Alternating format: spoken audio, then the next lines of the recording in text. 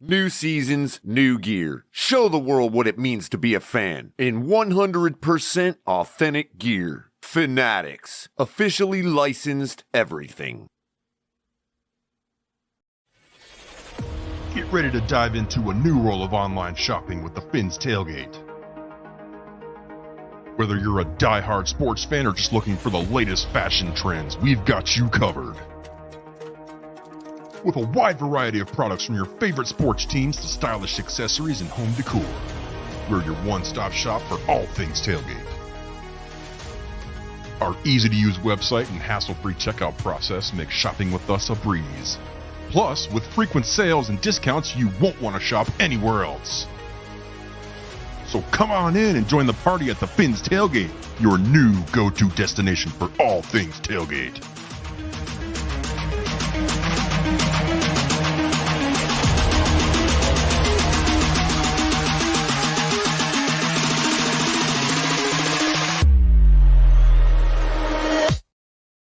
Good morning, everybody. Hope y'all doing a happy Saturday. Hope y'all enjoying your weekend.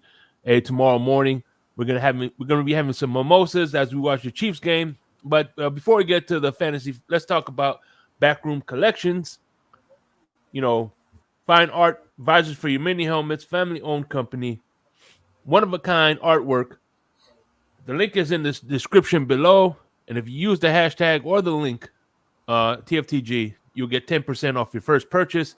And, of course, Dubby Energy Drink, my weekend go-to, Calio Cream. Hey, it is all smash, no crash, like my man over here, Color, says. Get the starter pack. You'll get a free cup, 4 flavors, only $15. You'll get the 10% if you use the link in the description. But if you go to the website, just use TFTG to get your 10% off. And with no further ado, here's the man, the myth, the legend, Mr. KP. What's going on, KP? What you got for us today? Hey, good morning, Shake. Good morning, Color, man. Hey, it's week 9, and man, the fantasy football seasons all across the world are getting crazy. It's getting crazy. We're into almost the home stretch. You know, most fantasy football leagues are going to end the regular season in weeks 14 or 15, right? So it's really right around the corner. We've really entered into that phase of fantasy football, at least in the yearly, the season-long version of winning time. The decisions you make now, the moves you make now should be designed to get you down the home stretch into the playoffs. So things are tense. And that's what we'll be looking at and talking about today. We'll be going over the matchups, the weather, the injuries, everything you need to know to get you ready for this weekend of fantasy football right here on the Fins Tailgate. So yeah, gentlemen, if you're ready, we can jump right in. Any words or anything like that? I know you guys have been all trying to get crypto into these playoffs, but I don't know, man. The crypto wagon has slowed down considerably. Yeah. How many has he lost? Well, let's take a look. Let's see. Yeah, you on your computer? Yeah. Oh, yeah. By the way, I got my computer back. We can fix this. I don't know if you can fix this, guys. Anyway, if you take a look at our own Fins Tailgate Fantasy Football League, here are the standings. We got the Demon Dolphins, of course, yours truly at the head, along with Brian's initials, Ball So Hard. But speaking of crypto, you got to go all the way down to spot 15. 15. He was on a hot streak, 3 straight, but he remains at this point 3 games back. What's going on, CB? How you doing, CB? CB83 in there? Yeah, he's in the building. Hey, what's going on, CB83? Good to see you up this morning. Let's give a few quick shout outs to the people that make this show possible. What's like a CB83? Daniel Berry, Ryan AP, John Featherland, Flipside Fishing, my man Cap for Life, who don't answer his phone. C. Huffle. What's going on, guys? Brian, appreciate everybody. Brian's Brains, Banana. What's going on, guys? Hey, we appreciate you coming, joining us this fine Saturday morning. So, I mean, if you're gonna use any brains at all, use Brian's brains. yes, Fry Brian's brains. he'll be the number one seller in when the apocalypse happens, the zombie apocalypse. Yeah. Well, speaking of Team Crypto, I don't know if you guys can see That's this on the hilarious, screen. bro. Like he'll have it on his zombie apocalypse truck, right? He'll have like a store brand, like Brian's brains. Get them while they last. And speaking of brains, I don't know if the Team Crypto has any left because, as you can see here, they're on a 2-week losing streak. So, guys, I consider you both part of Team Crypto. Got to get it together, guys. He's lost the last 2 weeks, and he's down at a 3-5 record as we enter into winning time here with fantasy football. Yeah. So, if he's going to turn it around, he's got to turn it around now because What you need to do, Crypto, is you need to go through the waiver wire, okay? And you need to trade out and get whatever players you can accrue that are going to have late season big matchups. Like you don't want a bunch of players from a bunch of teams that don't have anything to win by the end of the year. Because when it comes playoff time, if you end up making the playoffs, you're going to want players from matchups that are important, that are going to score points. You know what I mean? That's one of the little tricks that I kind of slid in with at the end of the season, in the one season that I won, where it was like, hey, I don't know if everybody's thinking of this angle. I'm going to, cut this player, cut that player, pull this one off the waiver wire. And sure, this player off the waiver wire ain't that great, but he's in a game that's important in week 15, 14, 15, 16. You know what I mean? So you got to think on those terms too. It becomes a little bit more like daily fantasy towards the end, where it's like, hey, I got this great player. I got, I might have Saquon Barkley, but are the Giants playing anybody towards the end of the year where he's going to go off or anything? You know what I mean? No, but I'd rather have somebody like Mostert when the Dolphins are going to be playing for something later on. And you understand what I'm saying? Like, you got to think on those terms too. Absolutely. Another example of that, we were going to talk about this later, but we might as well jump into it. If you're looking at a situation where that sort of planning and preparation comes into play, look at the Atlanta Falcons. They've decided to go with Tyler Heineke as the quarterback, and throughout his career, he's established himself as a gunslinger off the bench. So what does that mean? That means that not just Heineke, but that entire Atlanta Falcons wide receiver room has now become relevant. So guys like Van Jefferson are in play. Drake London's a little bit injured, but he's in play. Kyle Pitts, if you still have him on your roster as a tight end, he may be enlivened in these last 4 to 5 weeks of the fantasy football season. So, it's all about keeping track to both the obvious and the less obvious moves that teams are making and taking advantage of those in order to get yourself on a winning streak. And that's a great point, KP. And in that example that I gave, my quote-unquote Tyler Heineke of that year was Nick Foles, and he won a championship. That's right. And hey, if you're having trouble, just seeing the big picture, one of the good things about this ESPN league we have, I have it on screen here. If you look to the right, they've got a prediction of who's likely to make the playoffs.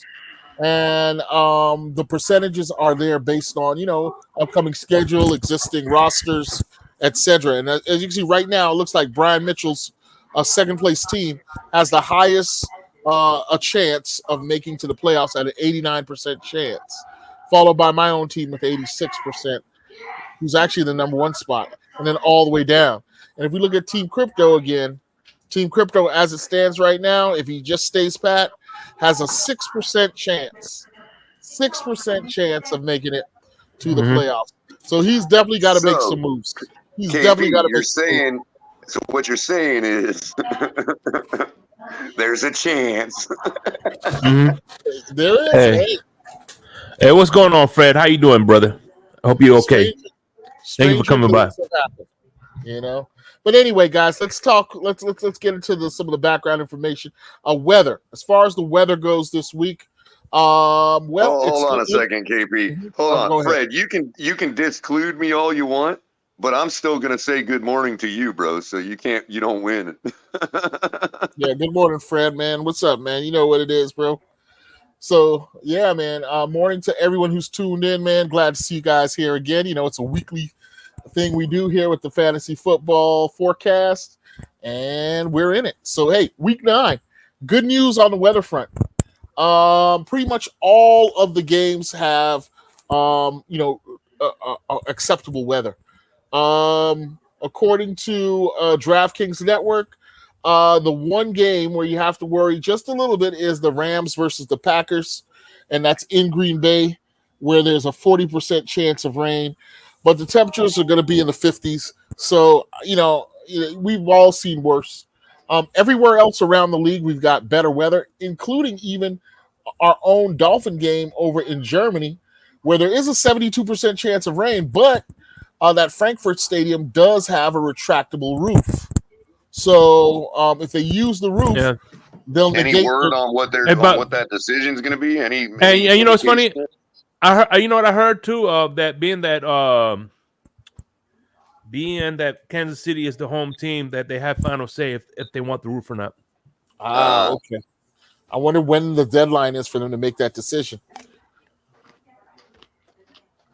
And would it be in their interest to play an ugly game, or, a wet field game, or would they want, they'll try to make more. I think it's more an advantage for them to make it be an ugly game than us, to be honest.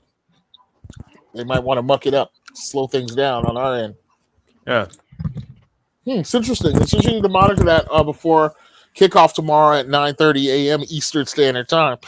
But we'll see. We'll see. So, but as far as the weather front goes, guys, nothing to much worry about when it comes to the matchups around the league. And so your baller players, you can expect them to have no restrictions when it comes to putting out their best.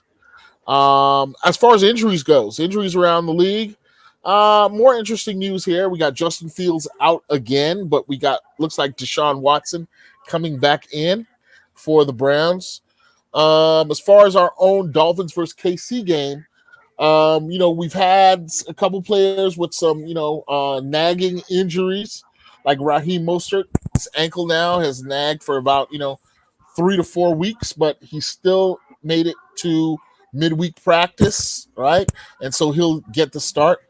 Durham Smythe also nursing the ankle. And then we've got maybe some reinforcements coming back, maybe not, with Connor Williams and Teron Armstead perhaps back into the lineups tomorrow, as they both traveled and look like they may be available. And that may make a big difference in the fantasy output of any Dolphins players going forward. Looks like we'll have Xavier Howard overcoming his groin back into the lineup. So everyone's anxious to see the effects of that Jalen Ramsey, Xavier Howard cornerback field against what is really an average group of KC receivers. If they can hold receivers for just another second, what does that do for our defensive line and linebackers' ability to reach, a very wily Patrick Mahomes? So, injuries definitely have an effect on, the outcome of not only the game, but the fantasy production of players across the league. Right? But KC's injury report look much better than us. Where they only have 2 players in concern, Jerick McKinnon and Willie Gay, the linebacker. So, which, by the way, Willie Gay, he is. I'll tell you what, he is an important piece to that defense. Oh yeah, yeah. Okay.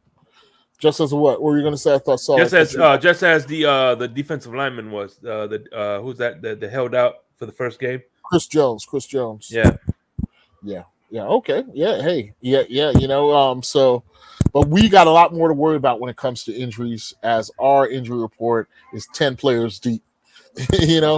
Although it is edging towards the more positive side with players returning. So hopefully we'll have good health from this point out. Speaking selfishly as a Dolphin fan, but as across the league, we've got some other big injury news. As you know, in Minnesota, their quest for a quarterback is now in overdrive as they are going to start the rookie Jaron Hall out of Brigham Young University, who was okay in his debut last week, relieving the Achilles-heeled Kirk Cousins. But he is likely not going to be the main solution, as we saw the Minnesota Vikings make a trade at the deadline for Joshua Dobbs, who had been the starting quarterback for the Arizona Cardinals and may not have led them to many victories, but did put up some commendable fantasy numbers. He's the third best rushing quarterback in the league right now, for instance, scoring 5 touchdowns and running for over 300 yards. In addition to throwing, I believe it was 8 touchdowns. So, Joshua Dobbs is likely, him or Nick Mullins, to take over that Minnesota job. And Minnesota is primed and ready with, Addison and Jefferson at the wideout position, Jay Hawkinson in the tight end position, as well as, hey, there's some background noise. Trick, My bad. Yeah, somebody's TV. Hold on. Yeah, and a backfield that benefits from a couple guys, Alexander Madison and Cam Akers. So whoever is the quarterback of that Minnesota team for the rest of the season is definitely going to be a fantasy viable option. And I expect it to be Joshua Dobbs. Could be wrong. Okay. In addition to that, they got a couple of receivers with some minor injuries, KJ Osborne and Brandon Powell, but nothing's going to slow down that show in Minnesota once they settle that quarterback position. Again, we talked earlier on about Atlanta, who's going with Tyler Heineke. So that should improve the passing stats coming out of that Atlanta offense, which had been run heavy. Now, their wide receiver one, Drake London, looks like he's going to miss this week's game. So, again, guys like Van Jefferson and their second, third, fourth receiver may get in play, and you may want to this may be a good week to play Kyle Pitts with Tyler Heineke at the helm at the quarterback going forward this week. If we look at that Arizona Cardinals and Cleveland Browns matchup, there's still some decision on who the starting quarterback for Arizona is going to be. It looks like it'll be 5th round draft pick rookie Clayton Tune. But there's a chance that Kyler Murray, who's been working himself back from the ACL injury last season, will be named the starter. That'll be a game time announcement. And on the Cleveland Browns side, it is expected that Deshaun Watson has overcome his struggles with the shoulder and will be back in the lineup. As far as fantasy players to look for in that matchup, if you look at the running back rooms, on the Arizona side, you got the up-and-coming running back from Jamaica, Amari Demercado, who is out, missed all the practices this week with a toe injury. And rookie wide receiver Michael Wilson, who's flashed this season, who also looks like he may miss the game with a shoulder injury. So in Arizona, you're going to have to look for some replacements if you've got those guys on your roster. A guy like Keontae Ingram steps in for Arizona as the lead back. And as far as the receivers go, you've got Marquise Brown, who's the wide receiver one out there, who may get some heavier concentration of looks from the rookie Tune. As far as the Cleveland Browns go, with Deshaun Watson back as the QB1, you can probably see an expansion of what has been a reliable offense, if not a spectacular one, thus far, with backup running back Jerome Ford, along with our guy, what's the guy's name? The other running back, Kareem Hunt. They've really, yeah. Go ahead, Color. No, I was just gonna answer for you. You got it. Yeah, it was Kareem Hunt. They've really kept, Cleveland as a viable rushing offense, along with, Amari Cooper, providing some attack from the air. We've also seen a rejuvenated David Njoku make big plays in all the games that Watson has been out. So you can do worse than selecting some of those Cleveland players in your fantasy lineup, and we'll see if a supposedly healthy Deshaun Watson can even boost those kinds of performances. One little tidbit on Cleveland, they did trade away at the deadline their big receiver Donovan Peoples-Jones away to Detroit. So perhaps that opens up a spot for another receiver from that Cleveland roster to come in and become fantasy viable. So keep your eyes on that if you're looking for fantasy production from Cleveland. All right, if we look at the Los Angeles Rams at the Green Bay Packers, again, this is the one little worry weather game that we've got, as the game will be in Green Bay. It won't be, frozen tundra Green Bay, but it looks like it'll be a wet kickoff tomorrow. Now, we've had Matthew Stafford ailing a bit with a UCL sprain to his right thumb, and that's critical to the LA Rams passing attack, which is one of the league's best, with healthy Cooper Kupp, the surprising upstart Pakua Nacua, who've all been among fantasy football world's best options at the wideout position this season. So keep your eyes on the injury situations there in Los Angeles. As far as Green Bay goes, Green Bay had 5 players on their limited who practice on a limited basis this week. Jair Alexander, running back Aaron Jones with a hamstring, left guard Elgin Jenkins, and offensive tackle Josh Neiman, as well as rookie tight end Luke Musgrave, who's flashed at certain points in the season. So, with Aaron Jones struggling with the hamstring and Musgrave out, you can probably look for that young wide receiver group from Green Bay to have a disproportionate increase in production, as well as their reliance on the plowing A.J. Dillon, who will get some extra carries in the backfield. So there may be a play there for some of those Green Bay talented players. All right, let's look at the Washington Commanders at the New England Patriots. Okay. Now Curtis Samuel, who was productive, which has become probably a regular pattern for his career, was very productive in the early part of the season, but he's been out with injury, this time with a toe, for the last few weeks, and has disappeared from any fantasy relevance. But that hasn't stopped the quarterback, young Sam Howell, from being the 5th best fantasy football quarterback this season. Notice I didn't say NFL winning quarterback, but in terms of fantasy football numbers, Sam Howell has been a hot play at the quarterback position. Go ahead, man. Shake. You want to jump in here? No, I just wanted to give a shout out to OR, Original Raphael. What's going on? How you doing, man? Original Raphael, man. Nice to have you here on the show, bro. In a few moments, we'll open it up for fantasy football questions and comments. If you have need any advice on the lineup, we'll open it up in a few moments. But yeah, good to see you in the place. As far as Washington goes, though, that Sam Howell hot quarterback play has benefited receivers like McLaurin. And last week we saw an explosion from the previously quiet wide receiver from Penn State, who had who had not been a factor at all until last week. The name escapes me right now. I don't know if one of you guys can help me with the name, but he exploded for an 8-reception, 100-yard game. Please tell me not Curtis Samuel, bro. No, Curtis Samuel's been out with it too. I was gonna say, Jamari Dotson.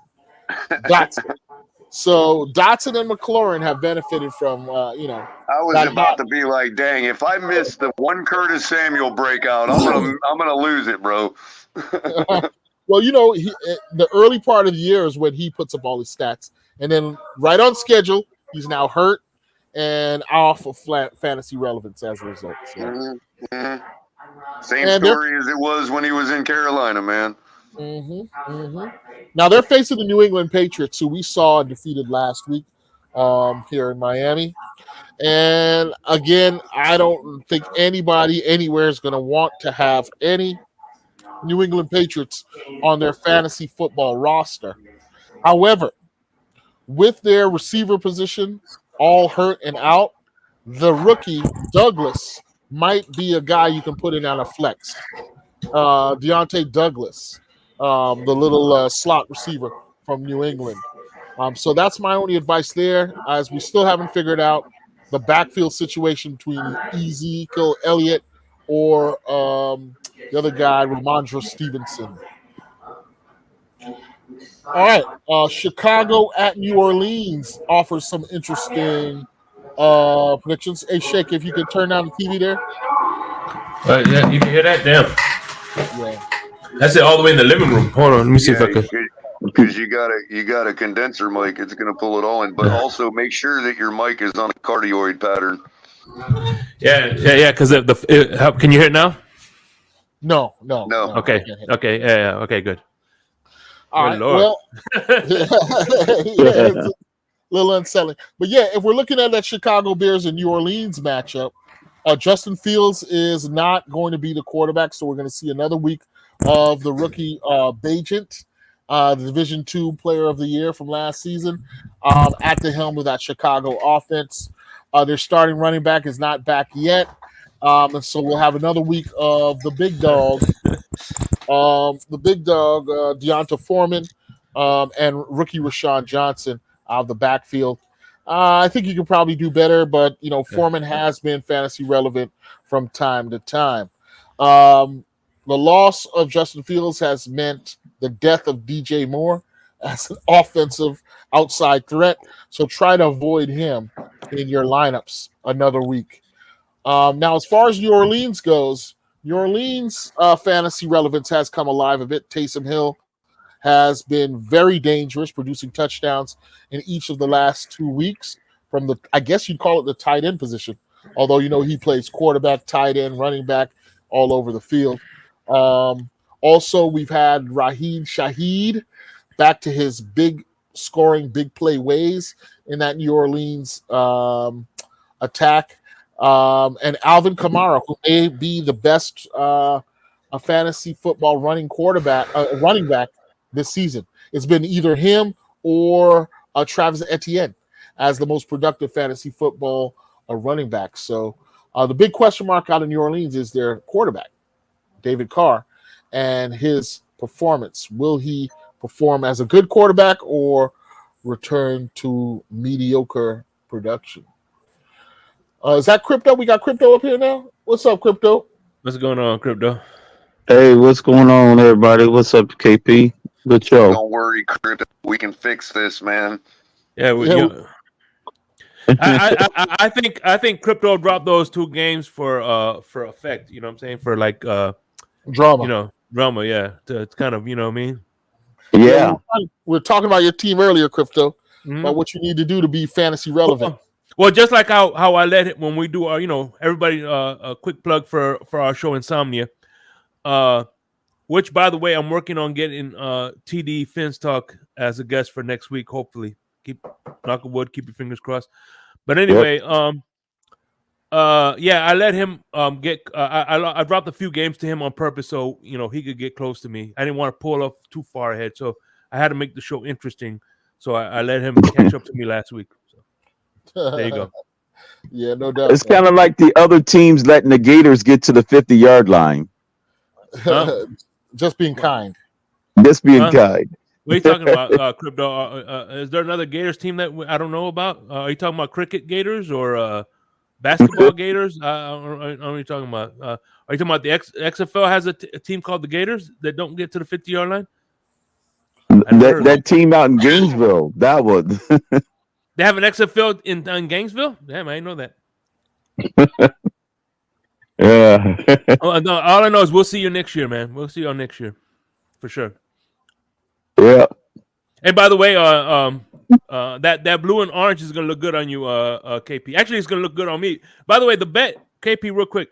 The bet is if I win, right? I get a KP in orange and blue. But if you win, you get a Shake Money shirt in orange and blue. I mean, green, orange and green.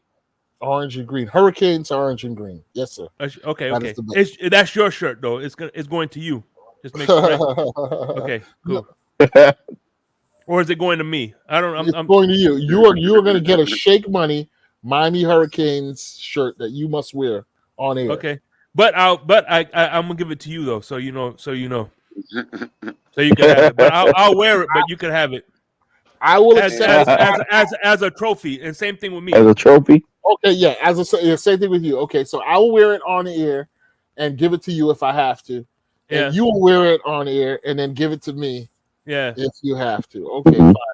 But the terms. and trust me, and once I'll have the I'll put that KP shirt somewhere here in the background. So don't worry. There you go.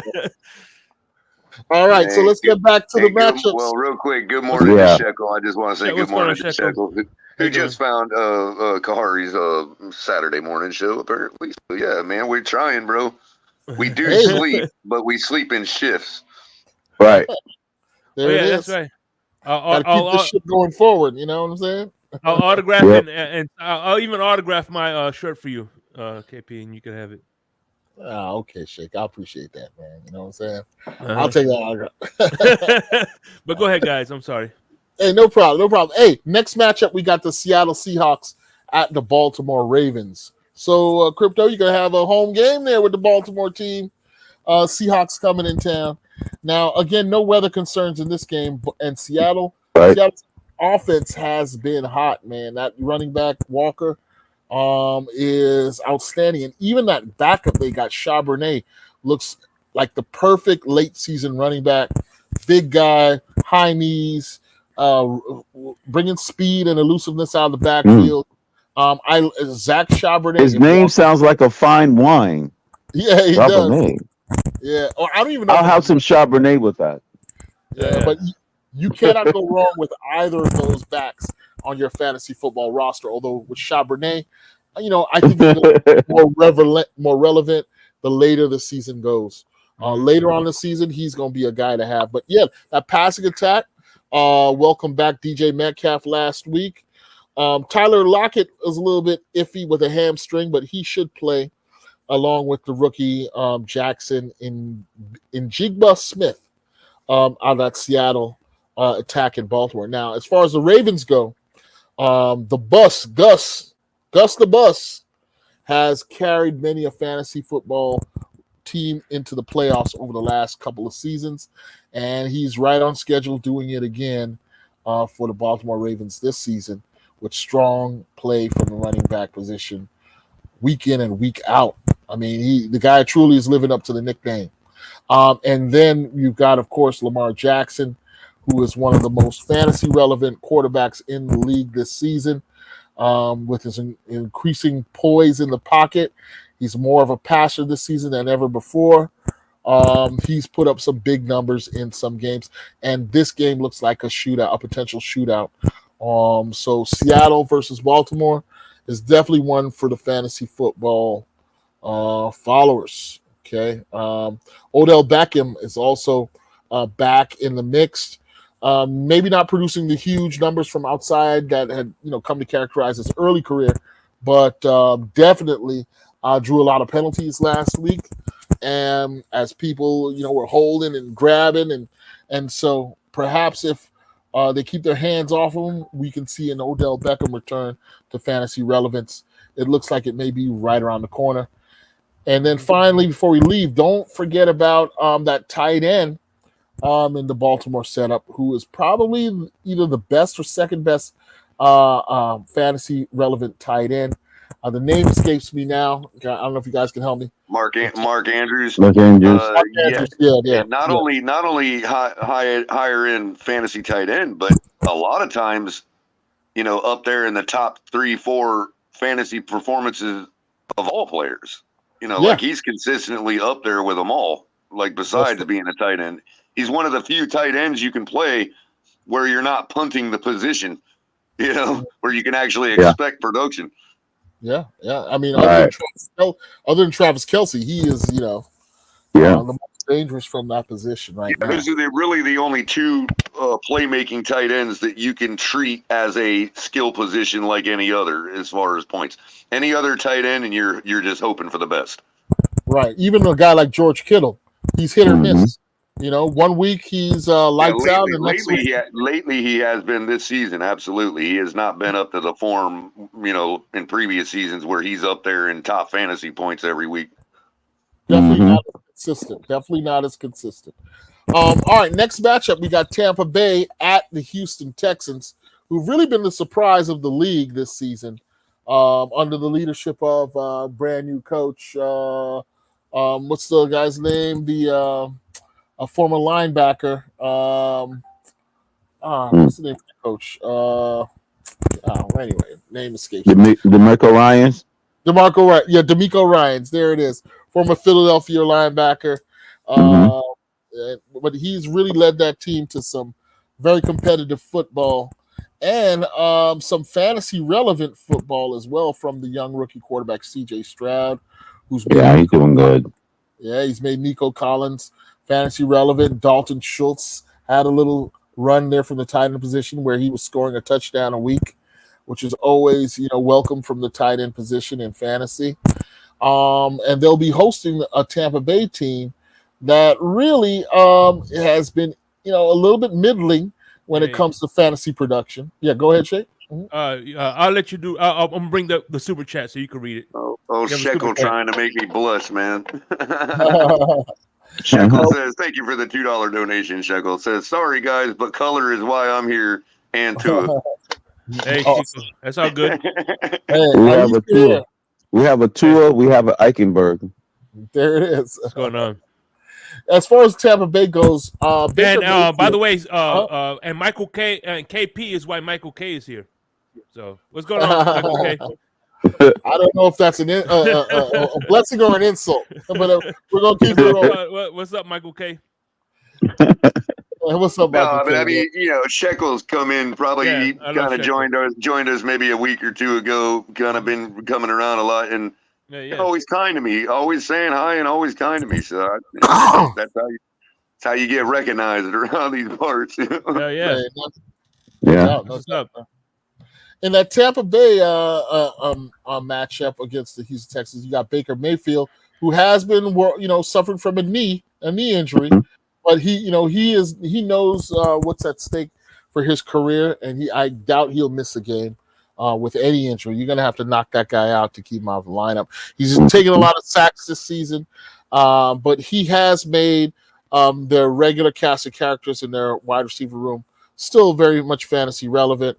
I'm talking about the guy from Penn State. Man, my memory is bad today. I'm just off right now this morning. Sorry, fellas. But what's the big receiver name out there?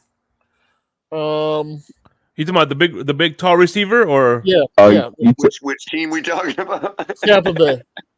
Tampa. Oh, you talking about Mike Evans or Godwin?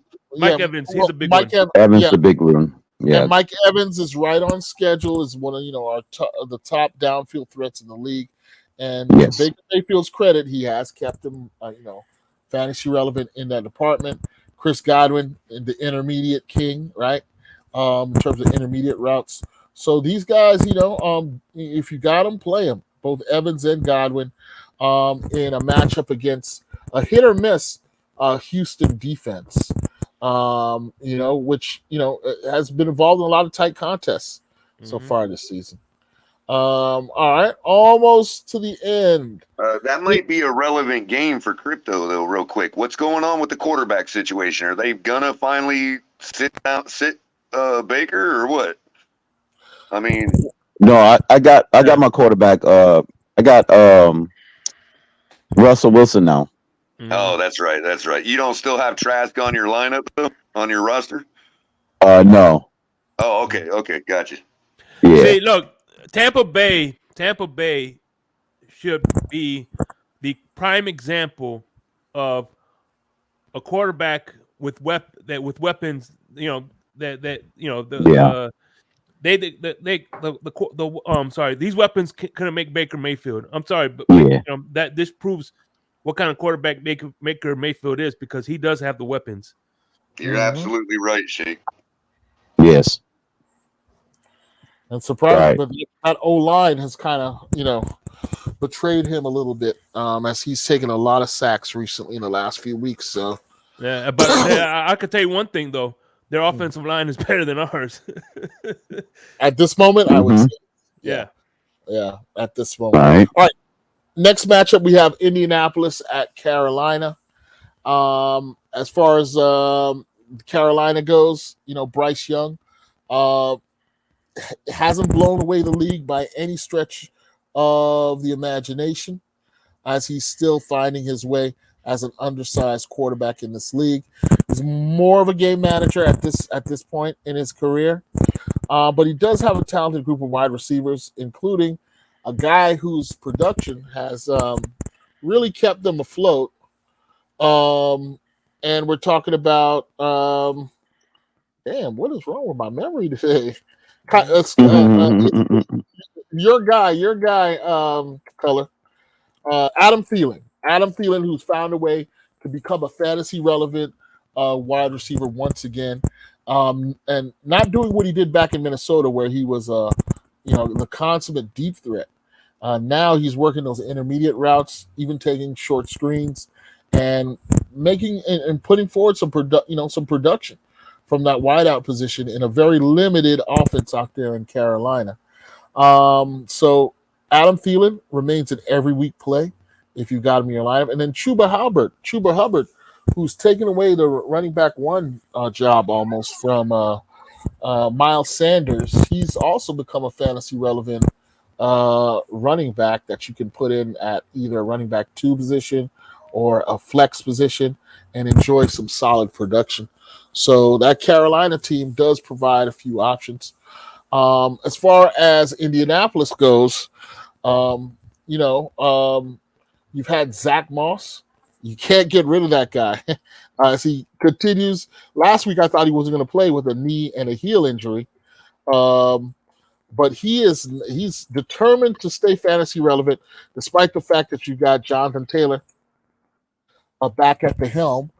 And their coaching staff, as a result, has chosen the hot hand approach when it comes to deciding which running back's going to get the bulk of the carries.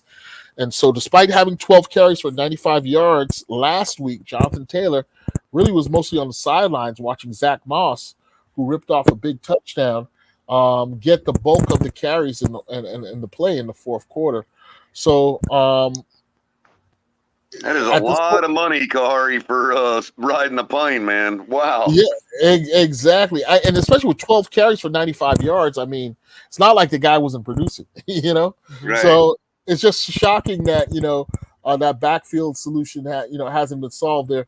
Now they are playing with their backup quarterback Gardner Minshew at the helm, right? And we've got Michael Pittman and the rookie Josh Downs providing the threat from the air. So you really want to check the matchup here to see, whether either of them will be a play against Carolina. They do have a solid enough defense, but both of those guys should be able to get loose. I know who I'm putting on my fantasy team this week. Who's Capitan's boy, man. He's about to show up today. Jahmyr Gibbs? No, Capitan's boy. He's playing. His son. Oh, yeah. Okay. Oh, yeah. They got Hey, by the way, El Capitan. They're playing right down the road from me today, man. I'm going to try to get over there. Hey, El Capitan, I want to thank you real quick. You're there, El Capitan? Where's El Cap? El Capitan. He's probably getting ready to watch his kid play. It's that Jupiter internet, bro. You hear me? He's up in Jupiter right now. I can hear you. Oh, sorry, I had a phone call come through. What's up? No, I just want to thank you because I see subconsciously you called the network the TFTG, the Fins Tailgate Network, right? So now that's right. On Sundays censor this man. Censor this man right now. On Sundays it's the Fins Tailgate. On Saturday it's the Florida Tailgate. So I appreciate you right now. Put this man in bag. Well, hold up now. Florida's the state. Just because your team's called Florida don't make them the whole damn state. Yeah. So if you want to call it tailgate, I mean, you can rep them all. I don't care. Yeah, that's my dog. I appreciate you, Let's go LCAP. FIU. Much love. I mean, let's go FAU. Let's go friggin' all of them. I don't care. Hey, last yeah. As time long I as we're not checked, going against the one on fan one. schedule. In all reality, how many Florida fans are on this panel right now? Yeah.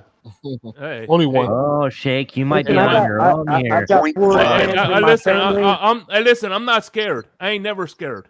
I'm There not are saying- exactly 0.5 Gator fans on this panel. Look, Right relax. Relax. I know, Ali. We're all trolling each other. Tranquilo.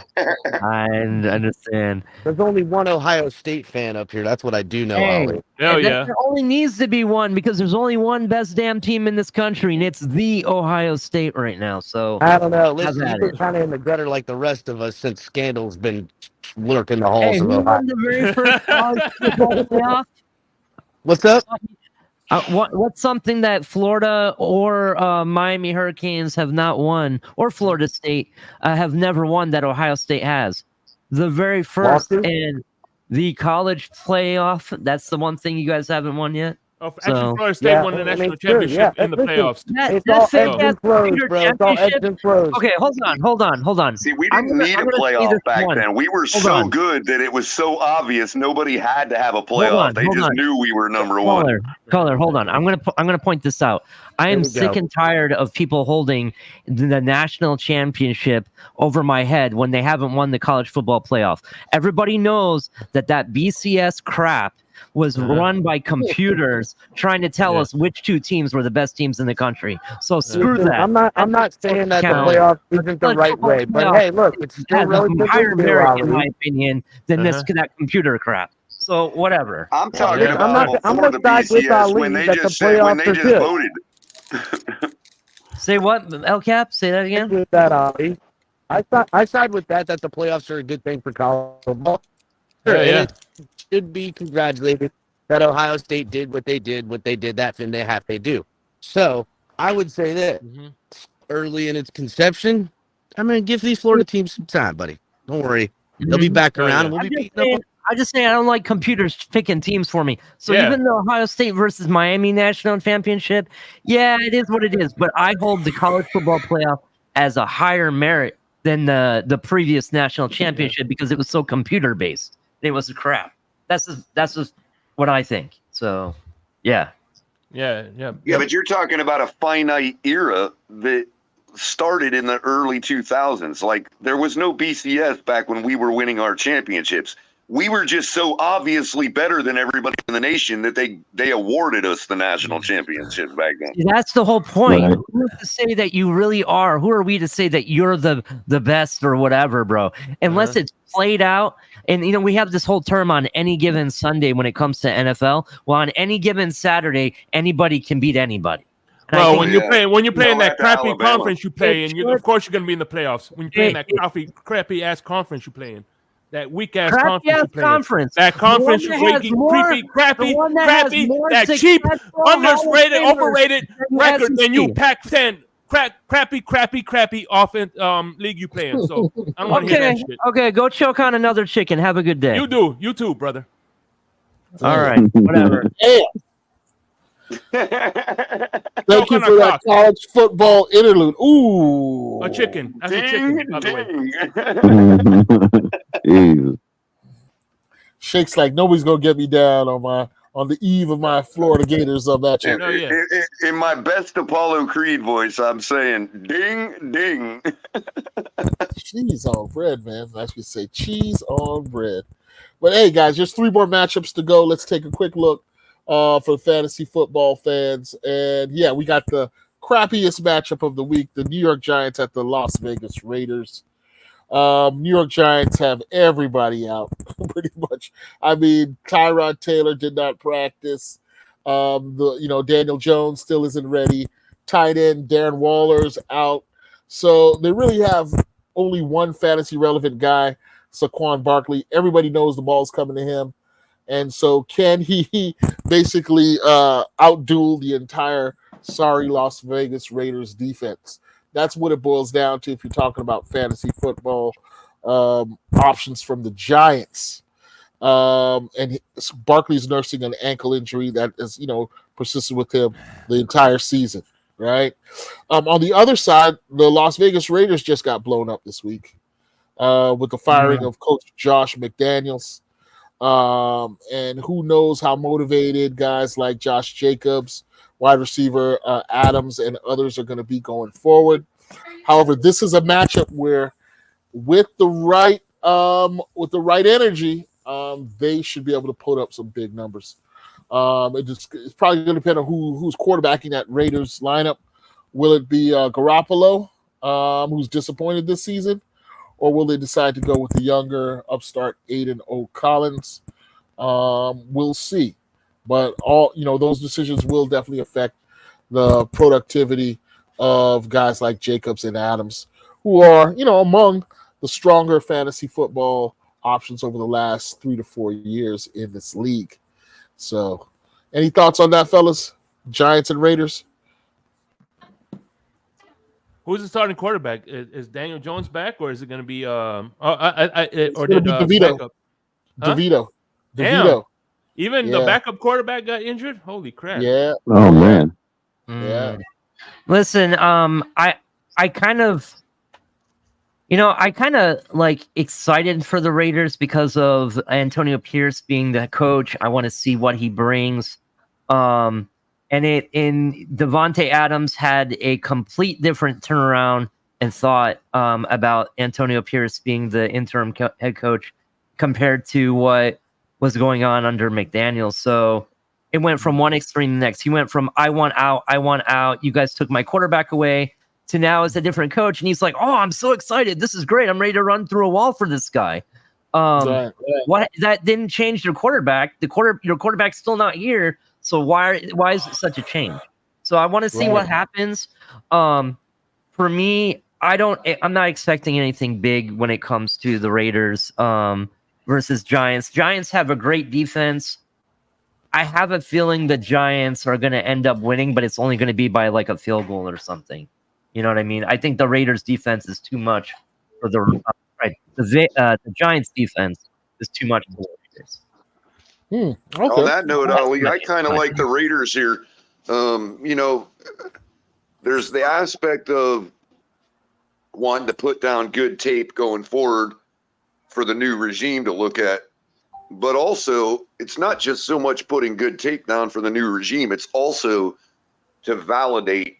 In other words, if the Raiders go out there and stink up the joint the rest of the season, then Josh McDaniels has the ability to say to a prospective team that might hire him, "Hey, obviously I couldn't work with nothing there." But if the Raiders come out and ball out a couple times, like maybe right after like their first game out with their interim head coach and all that, then that's the players saying, "See, we told you that was the only problem here. It wasn't us." And the players are going to want to prove that to the prying eyes. You know what I mean? So I kind of like the Raiders in this spot here if they can get it going. Yeah, I mean, they have talent. Don't get me wrong, Color. I just think that if you look what the Giants defense has done versus, in my opinion, much better talent versus the Raiders, it's going to be a big question mark what really happens here. I think the Giants somehow pull it out, but only because of their elite defense that they're going to play. So, again, it boils down to the motivation of those Raiders players when it comes to this matchup. That is going to be the key.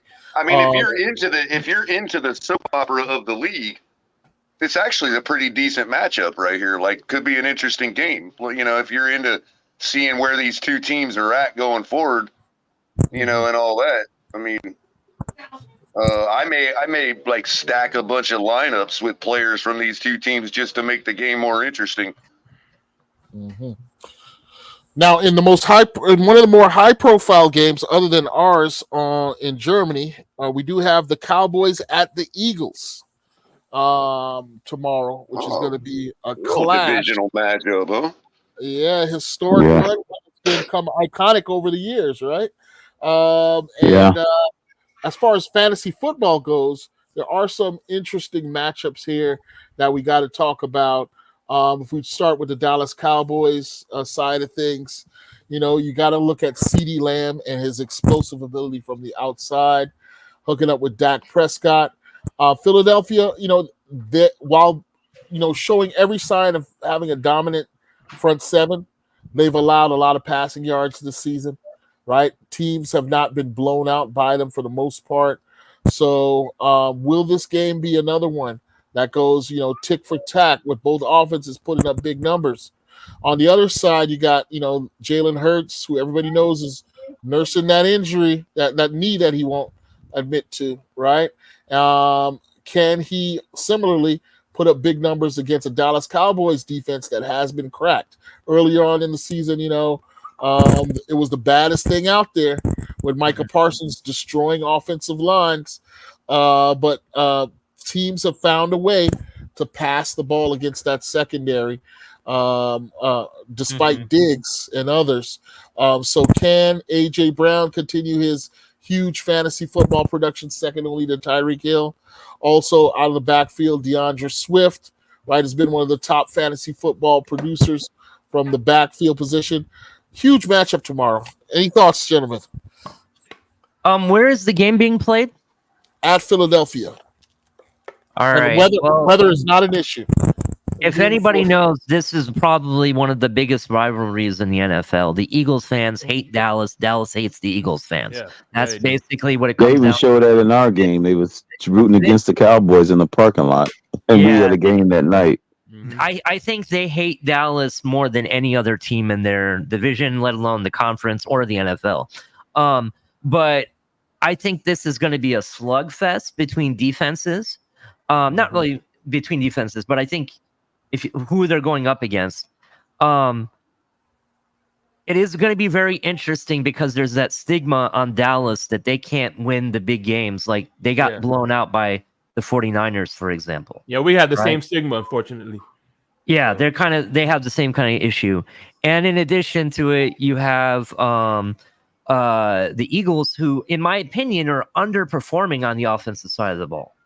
Right? Devontae Smith and AJ Brown, who I think are one of the along the best receivers in this league, have not been performing the way that I thought they would this season. It's going to be a big question. And Jalen Hurts has kind of dropped off as of late, in my opinion.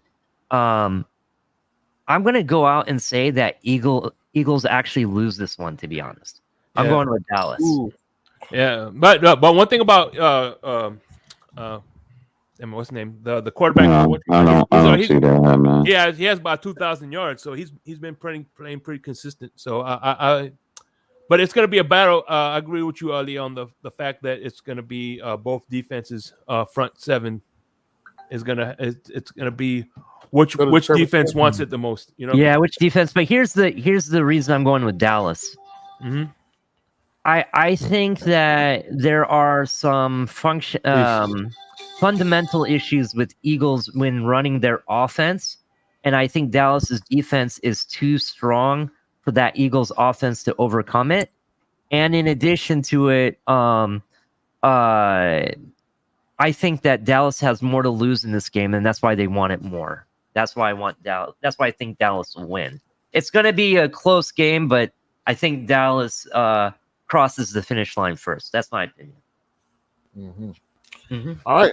And then in another marquee matchup, perhaps. I guess I'm polar opposite of that. I actually think this is the week Philly gets their first major big win, blowout win, where the offense has actually turned the corner. If they were able to put up 37 against the rival Skins that gives them trouble from time to time, they don't have issues with Dallas. Dallas tends to crap the bed against big teams in big time moments. They did it against the 49ers. They crapped the bed against them, and they do it against every big opponent that they play. The same thing that the media accuses us of, Dallas is actually putting it in action when it comes to big games and when they play. And that's why I think they have more to lose, and that's why I think that they're going to come to really prove a point. You know what I'm saying? I don't think they're just going to roll over. I mean, it could happen. It will be the first time in a while that they actually won a big game and a big moment. We'll see. We'll Well, see what happens. We'll see. All eyes will be on that matchup in the 4:00 hour, 4:25 kickoff there in Philadelphia.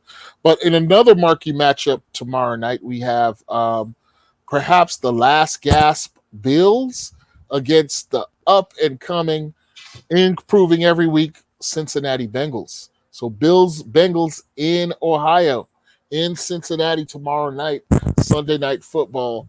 As far as fantasy goes, you've seen number one in Cincinnati, the big receiver, Jamar Chase, start to come alive with some huge performances. And that means that, Joe Cool is back at it, Joe Burrow, in terms Think of. he gets another 15 targets, KP, like he's been averaging over the last 4 weeks?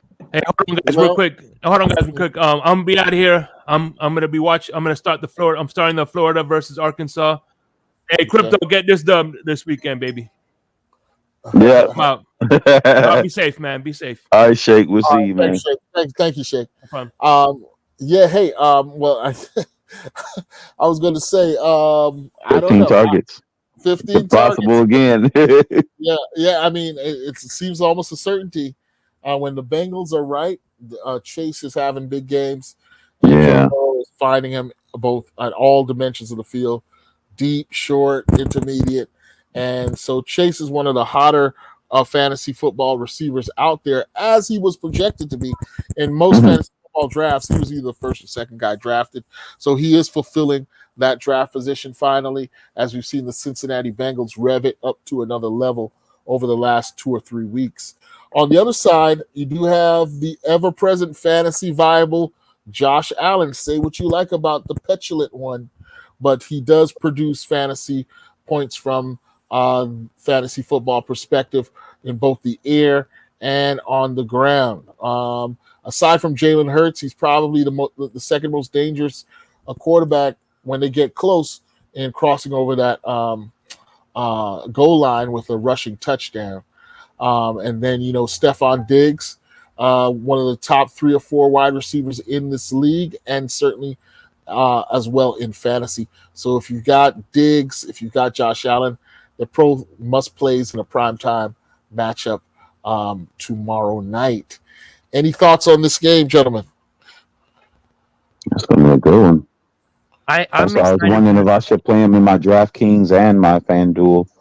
Just pick one of the receivers because he's been getting targeted a lot now on a resurgence. He might cost me a lot of money if I do that.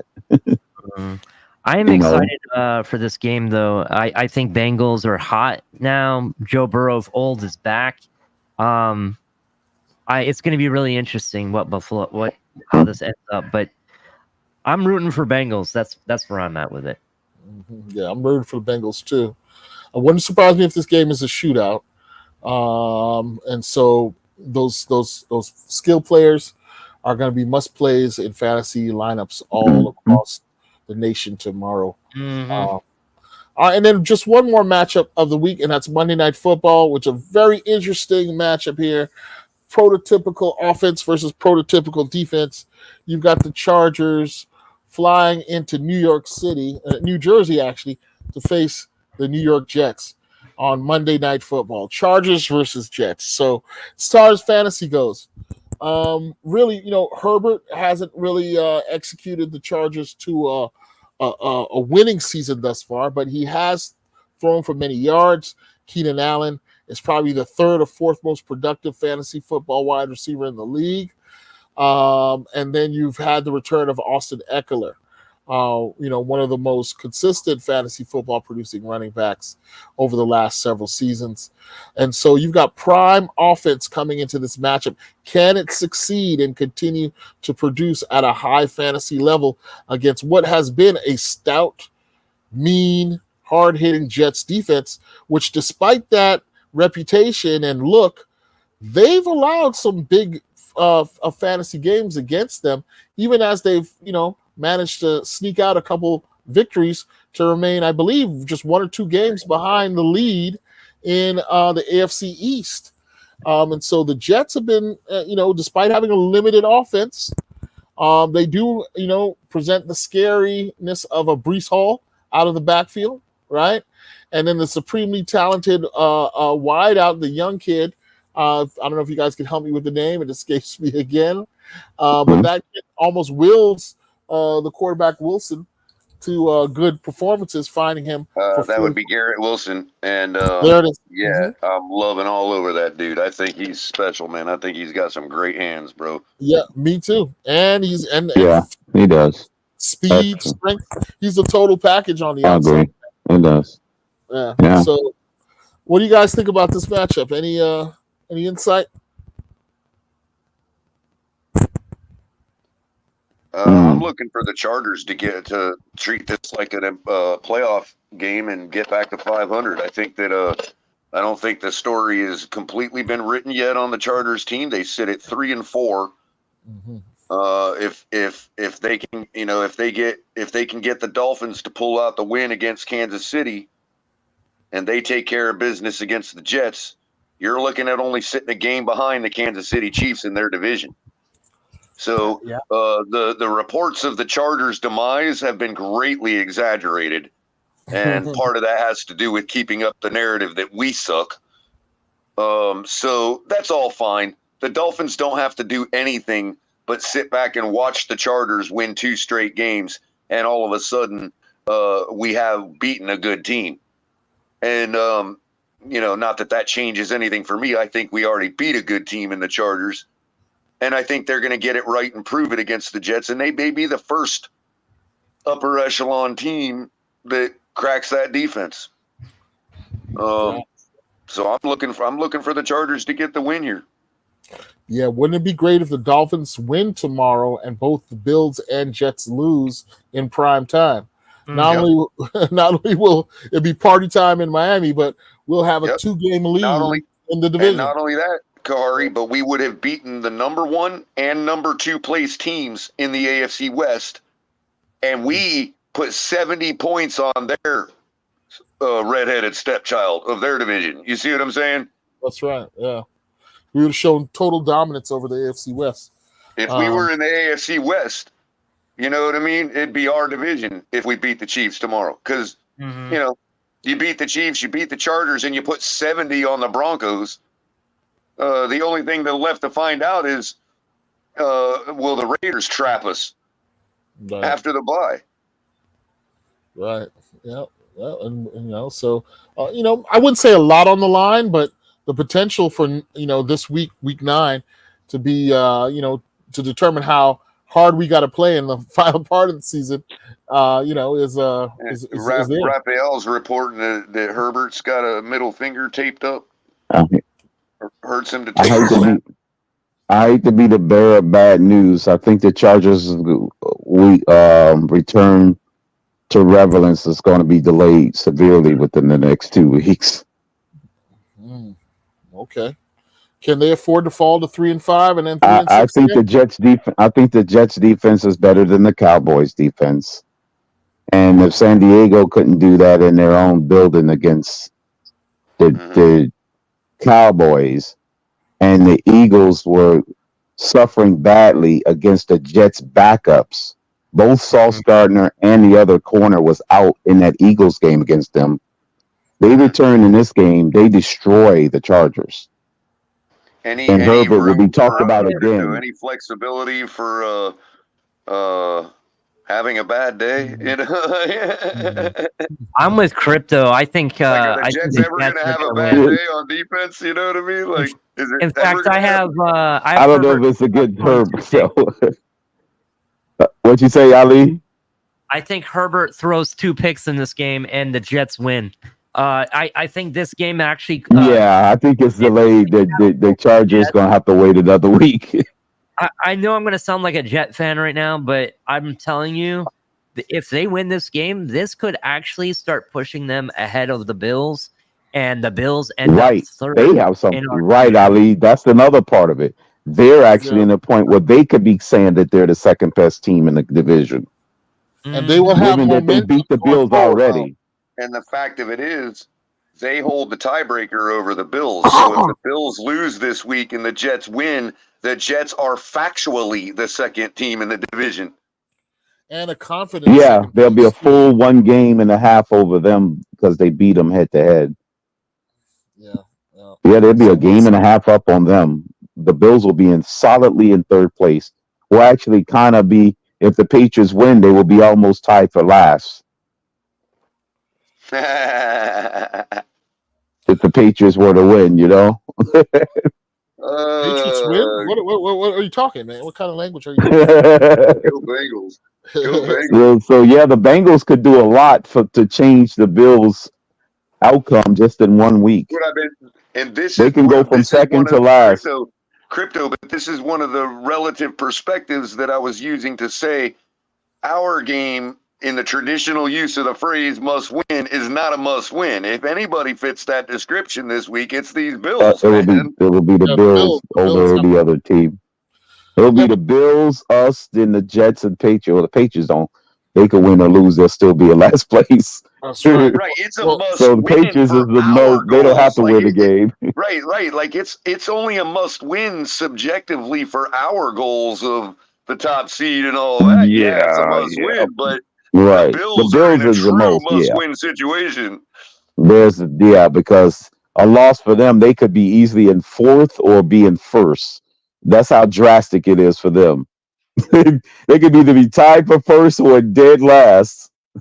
Yeah, you're right. It's definitely more important to them than anybody in the division. Yeah, it's a must win for the Bills more than anybody. I agree with that because they odds swing dramatically with a win or a loss depending on everybody else's Right. outcome. They're already only at 30% to win the division now. What Right. happens if they drop this game, bro? It's going to go to virtually zero to win the division for them. Right. They stand the most to lose or gain, I guess. Yeah. Right. Because they only need one outcome to be in first. They need about 2 outcomes to be dead last. you know, it's crazy. Yeah, the Bills is definitely must win for the Bills more than anybody in the league. Yeah. all right, Because guys. even if Philly lose, they'll be tied, right? They'll Mm. still be in first by mathematics, but they'll lose that tiebreaker. But the losses will be the same as the team that they lost to. Mm. So it's kind of like, it's more important to the Bills than anybody in the rest of the league when you think about it, as far as the matchups go. Well, Crypto, I think you're getting to the reason as to why when you look at the late, the projections down the line for like making the Super Bowl and winning and all that, despite losing to them, we actually edge out the Eagles in the projections right now. And people would say, well, why? That don't make sense. But it actually does, considering if they lose to Dallas this week, they drop the lead in their division. Right, because it's closer, right? Right, because Dallas is like a thorn in their side that we don't have right now, and Right, they that's still have why one more when you game to go play. further down the line in projections, championship game, making the Yeah. Super Bowl and winning the Super Bowl, we're a couple percent higher than them, even though they beat us. Mm. Well, guys, Right, because I think they got to play 3 more division games, right? I think that's left. They only And got Dallas is challenging them for the top seed, so well, challenging them for the top. we have You're reached right. that part of the show where we want to open it up for any fantasy questions, comments. So if we could drop the link in case anybody wants to come up and chop it up, if All you right. could drop the link, that'd be great. I do have a question for you, KP, real quick. Sure. Regarding my fantasy lineup, and I want your opinion. Okay. What are your thoughts on Cordell Patterson? Like, they're going up against the Vikings. That defense, I understand. It's okay. It's well coached, but they don't necessarily have the talent to really be effective. I know the Atlanta Falcons are running, like to run the ball a lot. They're going with a different quarterback now, from what I understood. What's your thoughts on him? Would you consider him in a flex position? Yes, no. Is it still too soon? What do you think? Yeah, I am way down on Cordell Patterson, who I see as running a third option out there in Atlanta. And again, you do. with Heineke coming in, I think they're definitely going to be focused more on upping their moribund pass performance thus far this season. Plus, you got Bijan Robinson, right, who's been on the downward slide. Who they're gonna want to rev him back up at some point. So the priority is to get him going, and then Tyson Algier, right, who is ahead of Patterson out of the running back room. So yeah, I'm not a believer in Patterson right now. I don't think you can count on him for much fantasy production at all in Atlanta. I'd be really down on him. Just at this stage, anything can change with an injury to one of those other two guys we talked about. But I want to see whenever there's a big quarterback change that affects the entire offense, and in this sense, they had been a run first offense, but they're going to a guy who's almost automatically gonna refocus that offense on increasing their pass production. Which is, Cordell Patterson, former wide receiver, right?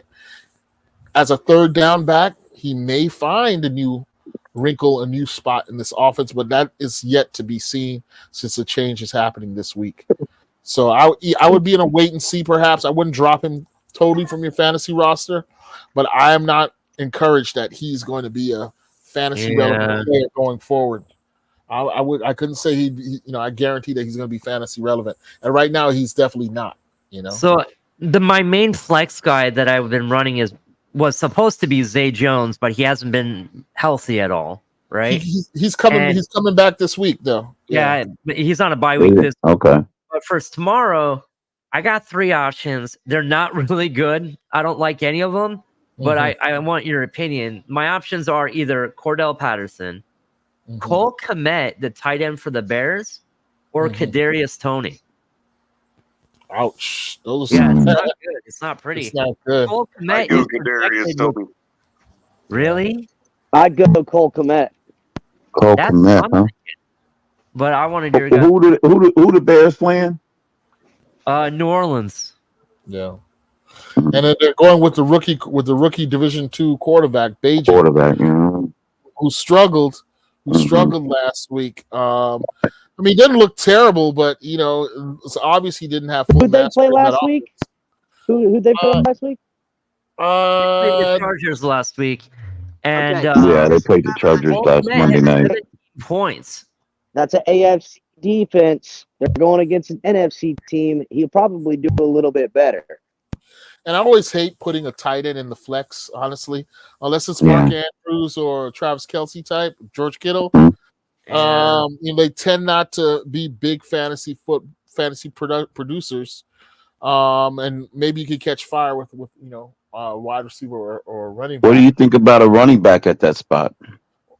Yeah, out of his 3 choices, I think Kadarius Toney is probably the safest bet. To me, Patterson, like we just discussed, is a total wild card. Yeah. With Toney, at least he'll be on the field running routes. Tony's with the Patriots, right? No, he's with the Chiefs. No, he's with the Chiefs. He's playing us, bro. But he's gotten with like return 0 of work. Ramsey and X, bro. Yeah, dude, I'm saying. Yeah, and not only that, he's gotten 0 work too. That's bro. the And, thing. and the one time you thought he was gonna finally amount to something, he was a complete disaster, bro. I'm telling you, dude, I would go Kmet. At least to get some points out of it once. It was ridiculous. Maybe Toney has the higher upside, but Kmet is going to give you some points for real. Yeah, that's what I'm thinking. I do kind of agree. I don't like tight ends at the flex position, but I have too many other players on bye weeks this week. Christian McCaffrey, bye week. Brandon Ayuk, bye week. Zay Jones, bye week. You know what I mean? The one guy who I thought was going to be halfway decent this year, Cordell Patterson, has done nothing. I need to look at mine to see if I'm in on the bye week. So I'm kind of like, what do I do? I need to double check my lineup, make sure a lot of people are not on bye weeks. Yeah, I've got the Lions are on a bye week, so my number 1 tight end and my number 1 running back are down, and I still have Connors from friggin' Arizona still on IR. So I've been just slapping it together every week. My entire lineup is pretty much Drake London, one of my better wide receivers, who's not that great, really. He's out. So I got him on the bench. I literally am rolling with a completely almost unused lineup. The only thing I'm hoping for is that Baltimore's defense doesn't show up for fucking Joe Burrow because I got nothing, dude. I got nothing. Good. Yeah, it's a tough week for some folks. I'm in the same position Oh in my another league as well. Yeah. But So hey, Bills Ohio defense. State just scored against. I'm in a pickle Rutgers. because I have the Bills defense on my fantasy. Wow. I'm rooting for the Bengals, but I need the I need them to win like 9-0 or something like that. So that earlier comment that I highlighted, I wanted to touch on it real quick. Where'd it go?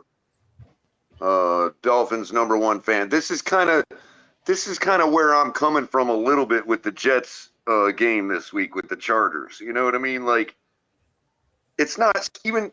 You could call it luck running out or having a bad day. At some point, this defense has to have a bad day. And the Chargers are the type of offense that can cause that bad day. You know He's what I not mean? wrong. That is a good point, Color. Well, the only thing that they've been having trouble with is teams that don't have a star quarterback. That's the problem with the Chargers. They have a star quarterback. They've been making star quarterbacks look pedestrian. Yeah, They're the opposite of what they've been doing last year when everybody's accusing them of beating bad quarterbacks. They fixed that problem this year. They're beating all good quarterbacks and making them look trash. Okay.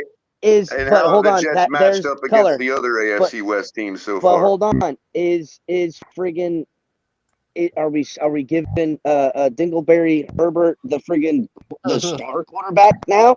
Because I mean, let's be real, he's not really a star. I mean, Well, he's considered a top 10 quarterback, and they've beaten him. Their franchise, but he's definitely not top 10 right now. He's not playing his best ball this year. So I don't know. Maybe this is. I don't know. He's only got like less than 5 interceptions total. Eckler's been injured. He's back to healthy now. I mean, I don't know. This might be the week that the Chargers show up. If they show up, they're going to have to seriously take it out of the quarterback's hand. You don't throw into the Jet strength, which is they pass defense. They're going to be disastrous. Did the Chargers win last week? I can't remember because they've only got like 2 or 3 wins. So I mean, they're 3-4, bro. Capitan, they're 3-4. They beat the Bears, and if we beat the Chiefs and they beat the Jets, they're only a game behind the Chiefs in the division all of a sudden. Man, that's crazy. No, because they'll be 2 games because they'll have 4 wins and they'll still be back. Well, they'll be a game and a half behind because they'll be 4-4 and the Chiefs would be 6-3. but the Chiefs beat them 2 weeks ago. The Chiefs They still ahead of them. yet, and the Chargers have, so that's why they'll be a game and a half behind them. I got you. But the Chiefs still beat them head to head already. But in the loss column, they'll only be a game back. You know what I mean? Yeah, the loss column, but that gets taken away because the Chiefs beat them head to head. Yeah, okay, fair enough.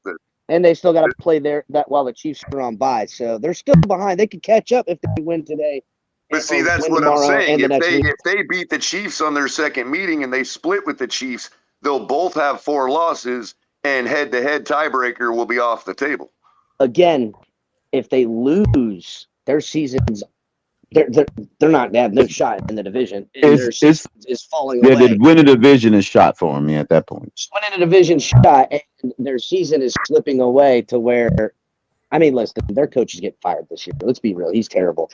He's a defensive coach. Their defense sucks. One that fits the definition of must win better than we do. They definitely need this win more than anything. So, and while the Jets are overachieving at 4-3. Well, hey guys. The Jets are on the trajectory they were last year. They was 5-2 last year at this point. And then they lost a whole bunch of games in a row at the time we started our losing streak. So they're basically doing the same thing they did last year with the same quarterback. If you guys get a chance to see the very first touchdown thrown in this Ohio State versus Rutgers games, it is one of the most awesome catches I've ever seen being covered the way he was. If you watch it, you'll know what I'm talking about. I'm sure we'll see it on SportsCenter. If it was what game is that, Ali? We'll see it. Ohio State versus Rutgers. This quarterback threw the ball literally at the defender's shoulder, and the running back or tailback in the end zone still was able to catch it through the guy's shoulder. It was ridiculous. It's just very impressive, to be honest. That's all I'm going to say. And the running back caught it? Yeah, it is the ridiculous. I could not believe that. I was like, oh my God, why did you make that throw? And he caught it. I was like, what? It was ridiculous. So talking about he's a Rutgers. You say he plays for Rutgers? No, the Ohio State running back is who caught it, but they're playing Rutgers right now. Just go check out the highlights. It's the only score of the game so far, but check it out. It's I was very like, holy crap. So, all right, boys, I'm gonna get in here, eat some grub with my son, get ready for this game. Just wanted to pop back in and say, hey. Yep. All right, Chris. All right. All right. Later, y'all. All right, Cap. Peace. Later. Peace. Hey, Flipside Fishing has a question. In the comments, he says, besides 2 games, he's been losing everything this season by just a handful of points. What can he do to improve his team, or is it too late? He says the Deshaun Watson gamble has hurt him bad. Thanks, he says. Well, I would say this. Deshaun Watson is now back, and it's really killed your season thus far up to this point. So you might as well stay faithful to the plan and see if there's a second half of rebound when it comes to your fantasy fortunes with him at the helm. But yeah, I mean, I would agree that he has let a lot of people down who counted on him from a fantasy football perspective to get the job done. And yeah, just taking a look at the screen real quick, you'll see that Flipside Fishing's team is at the bottom of the league when it comes to the TFTG. I got 2 people on bye. So any luck with getting somebody before tomorrow, KP? Well, let's see. Let's see. Let's look at Flipside's team and see if there's anything he can do to improve. No, I got people on the bye too. Yeah, we got a receiver and a quarterback. Yeah, and oh damn, it was my team who beat Flip last week. So sorry about that, Flip. But like I'm out to put so far. Yeah, let's look at yours next. Let's look at your teams next, Crypto. But let's take a look at Flip first. And then now Flip does have Will Levis. I'm sorry, KP. I got to do this really quick because I just heard Ali talking about the game he's watching, and it made me. I just realized they were playing Rutgers, and it reminded me of the comment he made a little bit ago about being the first team to win the college playoff series, right? Right. As if that matters that they were the first, because if that's the case, then that must mean Rutgers are way better than Ohio State, because Rutgers won the very first football game ever played. Well, all right. Well, we're gonna look at Flip's roster and then at Crypto's and see what they can do. I guess I will have to get just one quarterback because I switched out my wide receiver. Yeah. All right, but taking a look at Flip's lineup, he did ask for help. So let's just take a quick look here. He had Will Levis as his starting quarterback. I really like Will Levis long term. Big, strong guy, accurate guy. He didn't really help you out in terms of producing in the Thursday night game, as he only gave you 5 points basically. But you got some. If you're looking at your roster, you have the potential here for a good showing this week, Flip. So perhaps you'll get the win. He's got Bijan Robinson and Kareem Hunt in his backfield. On the wide receiver position, he's got Godwin and Zay Flowers. And then he's got at the tight end position, Kyle Pitts, who should see an upswing in production with Heineke now the quarterback. And then in the flex, he's got Demario Douglas, who's about the only option left in New England that's healthy. So, I mean, the Pitts selection there, Flip, as well as Douglas, I think you should experience an uptick in production from those 2 spots. So things don't give up hope. At 2-6, it'll be a long shot for you to make the playoffs, but you could still be a spoiler to a lot of people who do have those kinds of ambitions. On your bench, are there solutions? He's got Jonathan Mingo, Luke Musgrave, Kendra Miller, And then you kept Deshaun Watson on the bench against the Arizona, and you went with Will Levis. All right. Well, hey, I think your lineup is as strong as it can be this week, based on the players you have, and you know that the waivers, the free agents, are pretty slim in this league. So, I think you've done just about as good as you could in terms of putting forward a competitive lineup. We'll just have to wait and see how it works tomorrow. Now, let's take a look at Crypto's team. Team Crypto coming right up. Going to put that on screen. And let's do some analysis on your lineup, Crypto. One moment. Let's get it. Okay, now, Crypto, you bring a 3-5 record into week 9.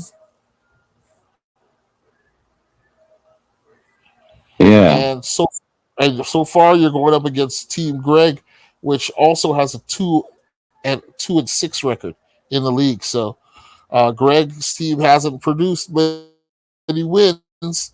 So this should get you I'm back down on a track. quarterback. Perhaps. He might have a shot. Looking I'm at down a Crypto's quarterback.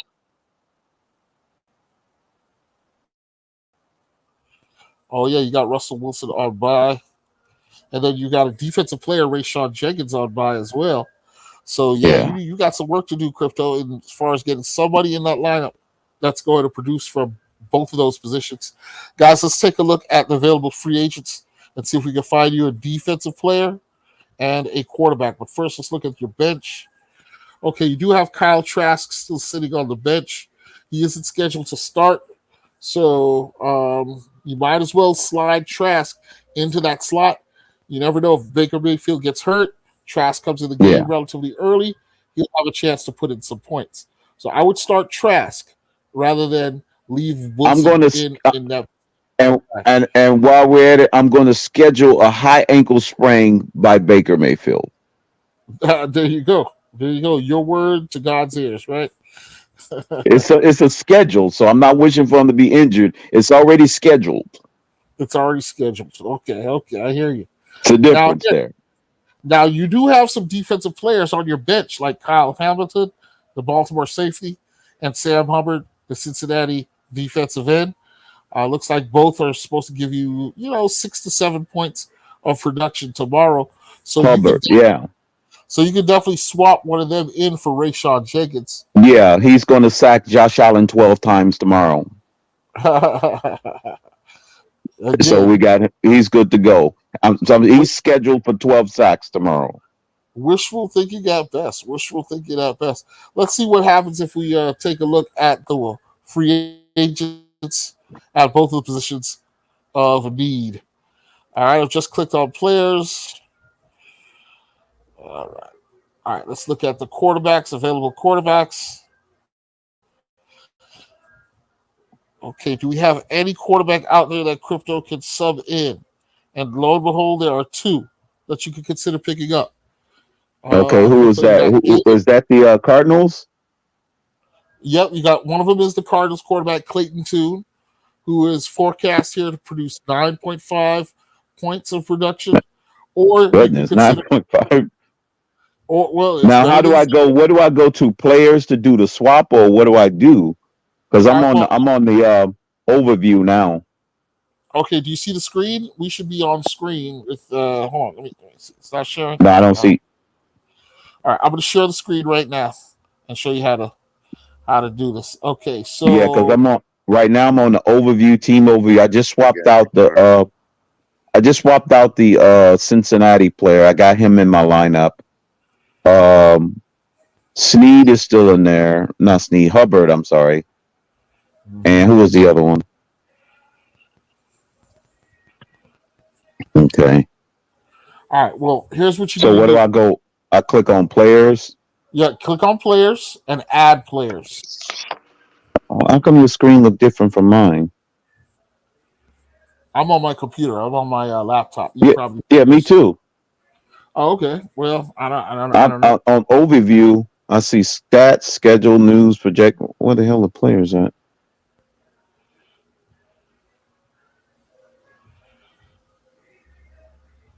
Once you Once you locate it, though, hit add players or watch list. Add players. Add players. Hit the add players. Yeah. Now, once you hit add players, you're going to see all the free agents populate. Now, from this point, you got to select the position you're looking for. So in this Which case, is QB. right up QB. So yeah, right there under free agents, click on QB, and you'll scroll down. Now, one of the things you can do here is on this list of free agent quarterbacks, you can click on projections. The projection score. Right on there. Under what filter? PROJ. Under it's a filter right in the middle of the screen. Under right where it says NFL Week 9, you'll see opposition status, projection, and score. Mm-hmm. Click on project. Right. And so the two quarterbacks, Aiden O'Connell. Cornell for Las Vegas, yeah. Right. Now, if you wanted to add either him or Toon, you go over to that green button, the plus side. Yeah. Actually, he's got a favorable matchup. Las Vegas is playing the who are they playing? Right. The Giants. So yeah, if I was you, I'd substitute Connell for Trask. I drop Trask and pick up O'Connell. Yeah. And then that's what I'm doing. So when I did that, it said you must drop a player. There you go. Right. He does say that. Right. So Trask would be the one that I'm dropping. Yeah. But that's the thing, KP. Now watch, this is going to burn me. Why is that? Because I've already scheduled Baker Mayfield's injury, and he's going to be in the game in the first quarter. He's going to throw 5 touchdowns. That's right. I forgot about that. The scheduling. Yeah, it's already on schedule, so now I'm screwed. Well, you may want to unschedule that. Right. Yeah, but anyway, that's how you would do it. Okay, and then you will consider doing the same thing for a defensive player. Yeah, I could do the defensive guy, like you said. Yeah. If we go up and look at DPs, defensive players. DBs. DP, as in Paul, right? And then check the projected score for tomorrow. I'm doing that now. It looks like I think they got him at 17.6. Mm-hmm. Well, that's pretty. 7.6. Well, which my D? Yeah, that one. Bosa's. Nick Bosa's out. Is a free agent. Yeah. Click on projected though. Click on PROJ again to see, who is scheduled to have the most productive week, or who's forecast. Cashman is Blake Cashman from Houston, which is a good matchup. They playing against Tampa. Mm-hmm. Blankenship is playing against the Cowboys, so he's scheduled to get a lot of action. 9.7, which is not bad. You got DeMario Davis out there, who's a much bigger name for the linebacker position, and I would look at Davis here because Davis is going to go against a New England, yeah. But no, DeMario Davis is going to go against a run-heavy Chicago offense, so that's a lot of tackles for Davis. Wait a minute, I thought they was playing New England. No, New Orleans is playing Chicago. Oh, Jamon Davis, I thought he was playing the No, I wasn't talking about Jamon Davis. I'm talking about DeMario Davis. Oh, DeMario Davis, gotcha. Okay. Yeah, Jamin Davis, he has played against New England, and they're going to run Ezekiel Elliott and Stevenson at him. But I don't know if his volume of tackles, even though he is scheduled here for 9.6 points, this is one area where I would disagree with ESPN, and I would suggest that Mario Davis is going to have a more productive day. This is just KP speaking over Jamon Davis. And again, I would think so because Chicago, they're going to try to run the ball a lot. So, from the inside linebacker position, DeMario Davis is going to get a lot of work in that matchup. Yeah. So even though he's scheduled for just 9.4, I would bet money that he's Chicago is going to run the ball more.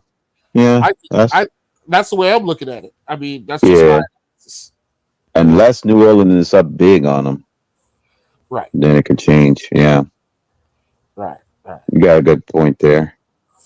But anyway, yeah, you're right. I mean, you are the GM of your team, so it's your decision ultimately. Yeah.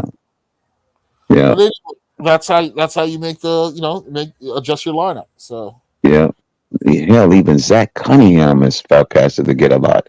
They expect Dallas to be in the middle of the field all day long or something. mm-hmm. They're expecting a couple of their guys getting +9 on the score. Right. All right, another question from the chat. I saw Cortite asking about Dobbs, Joshua Dobbs. We spoke about him a little earlier, but we'll go ahead and repeat. Joshua Dobbs is expected. He's forecast to be the starting quarterback in Minnesota, just not this week. Because he got traded on Tuesday, he hasn't had enough time to learn the playbook. And with Joshua Dobbs, he is an aerospace engineer, so intelligence isn't the issue.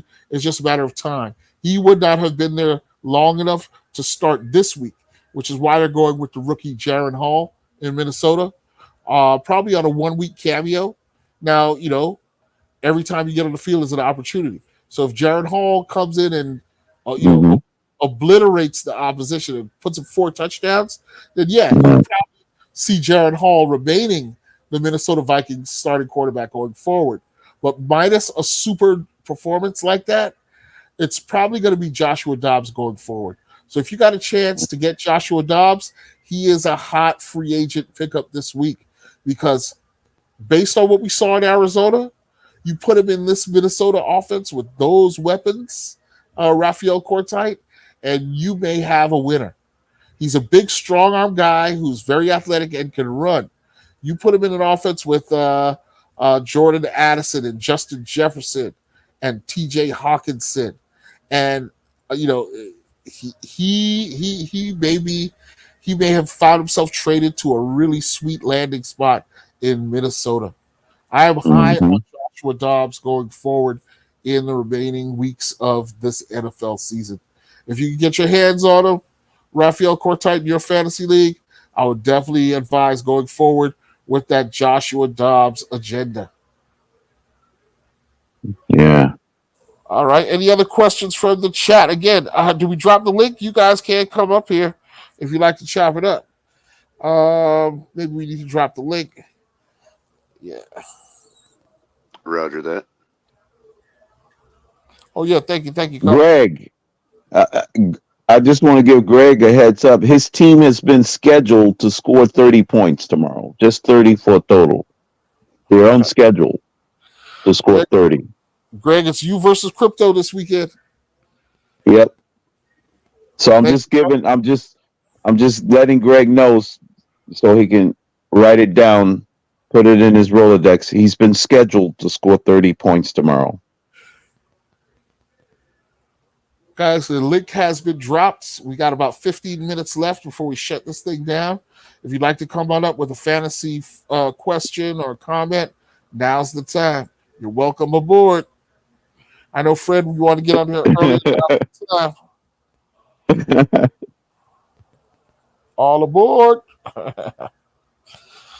Yeah, okay. There's been some good questions here as I scroll. Did I pass that one? Let's see. Okay, yeah, slim pickings out there on the waiver wire. Yep, some key buys this week have made it so.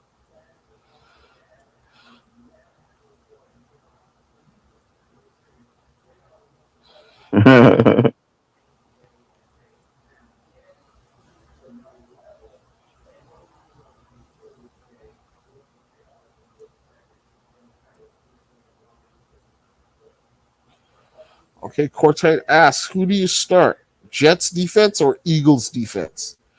Remember, the Eagles defense is they've got Dallas this weekend, and the Jets have the Chargers.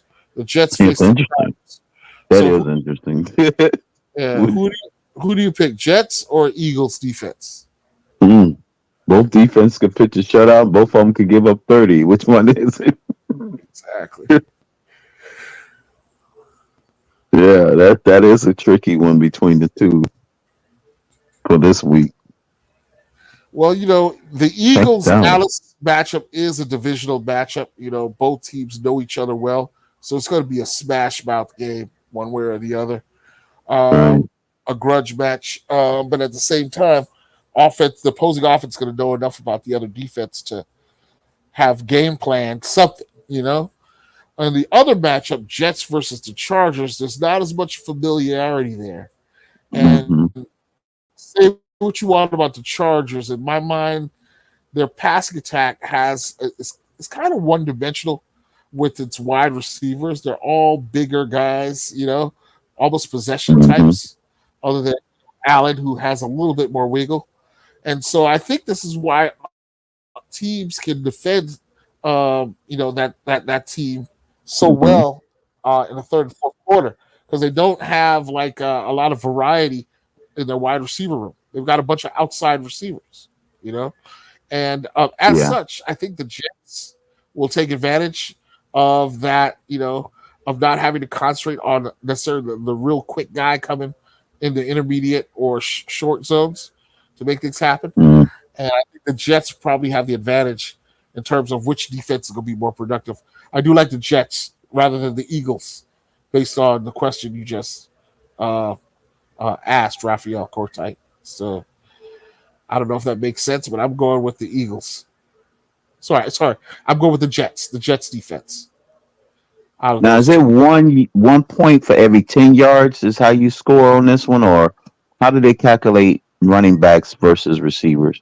Because I know touchdown gets you 6, but if you're getting, let's say, a 20-yard touchdown, is that only extra 2 points, or they count the yardage? No, if it's 10 yards, a point for every 10 yards, you got 120 yards. That's 12 points, plus a touchdown. That's 18 points now. You see, so okay, so it is. So every 10 yards, you get 1 point. Right. Yes, sir. Okay, I got you.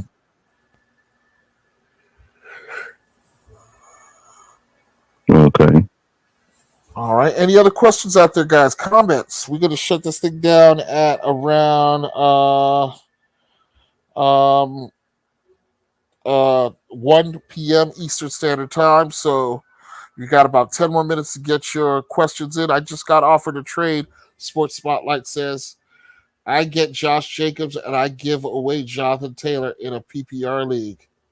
Wow, that's an unusual trade. In my mind, whoever's getting Jonathan Taylor is going to get the better end of that a trade, as he's come back and looked all parts of being the solid, awesome running back he is. Now with Jacobs, based on last season, you can't count out the rebound factor in his play. If given more opportunities, can he, produce similar outsized productive numbers like he showed last season? Now with a new head coach, a rejuvenated approach, does Jacobs have that in him? It's a question mark and a gap. But in my mind, selecting him over Taylor at this point would be the bigger gamble. I'm rolling with Jonathan Taylor all day and the next. So hopefully that answers any question or comment that you had. Right.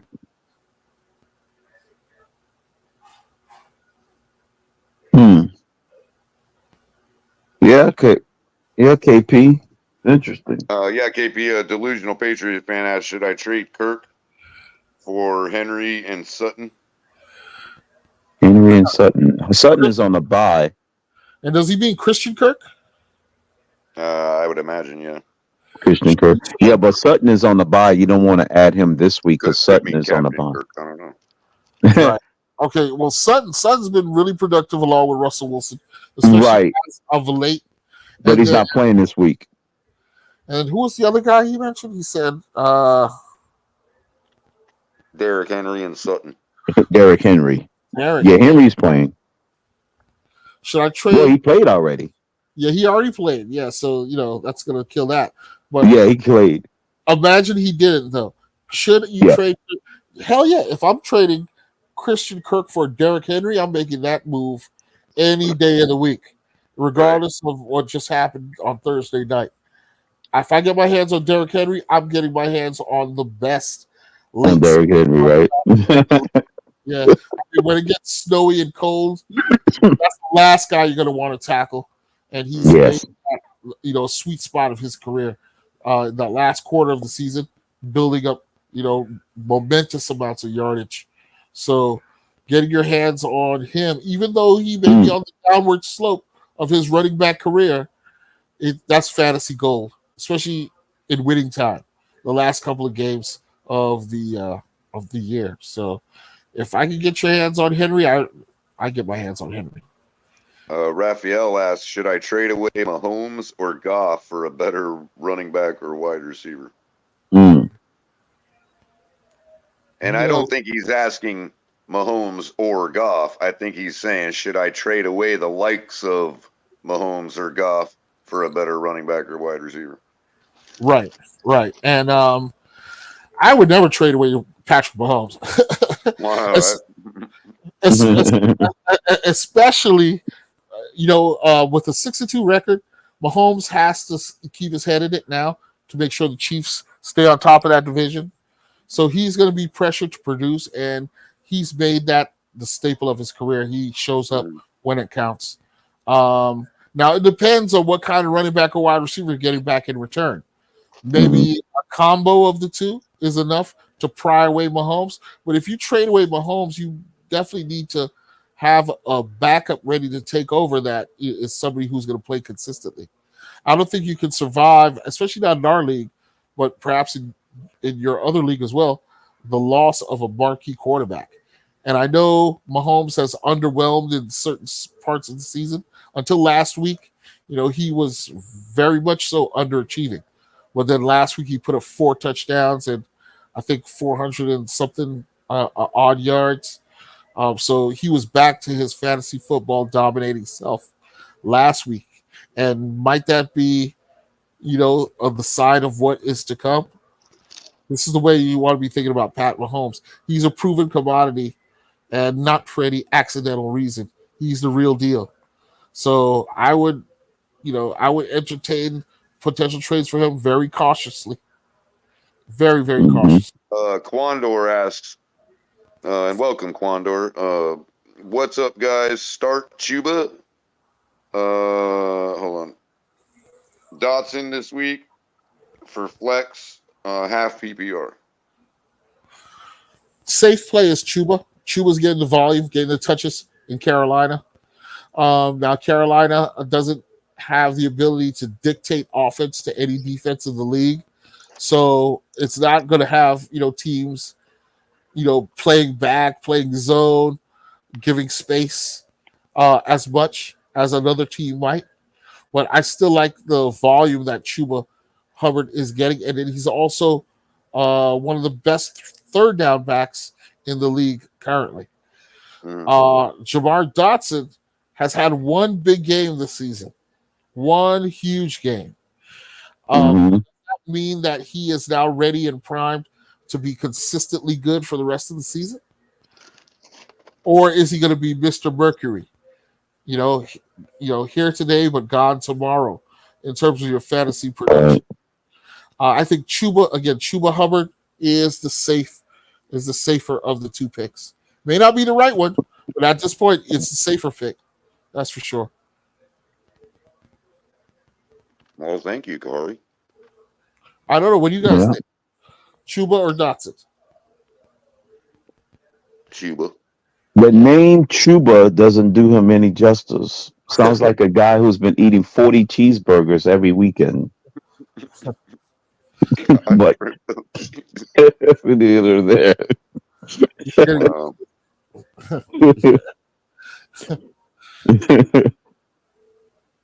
But yeah, Chuba. Oh man. Here's another question from Josue Hidalgo. Does he trade Mike Evans for Justin Jefferson?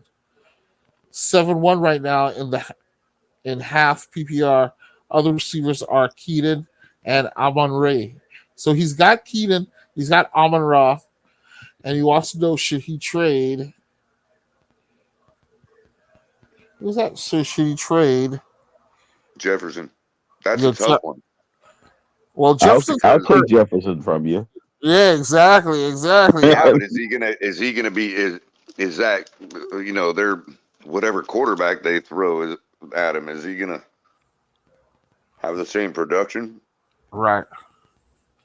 Like I said, I'm high on Dobbs. If I'm Dobbs, waiting in the wind, waiting in the wings to put Jefferson back in the lineup. yeah, exactly. Yeah, He'll have to, you're right, Corey. I could also see Dobbs relying heavily on him too. yep. That's a good stack. I'll be playing that stack in my DraftKings. Yep. I'd be in. Dobbs' career is about to take off. I think so. Well, he's certainly going to have the chance. You Yeah. know, I mean, he Right. had the chance in Arizona. In the first 3 games, he was a very productive QB1. He shocked everybody. Yes. But in his last 3, he's kind of regressed a bit, looking very uncertain in where he wants to go with the ball and throwing way too many interceptions, having Right. way too many turnovers. So last 3 weeks were kind of disastrous leading up to the trade. As I guess defense has really caught up with what he was trying to do. So Yeah. we'll see. Mm.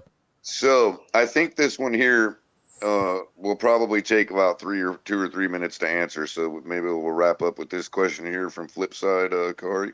Sure.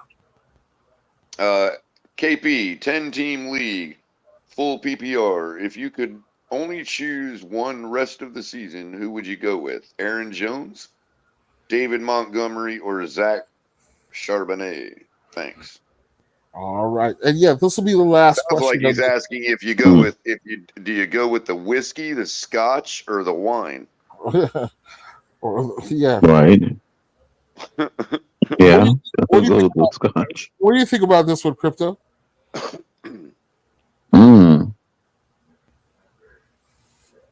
I don't know, KP. Bring it up again. Yeah. The thing is, Aaron Jones and Montgomery have been hurt so far this season, right?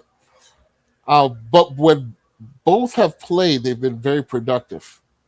Thing is, they've been hurt to the degree where folks are starting to question their long-term health. Aaron Jones.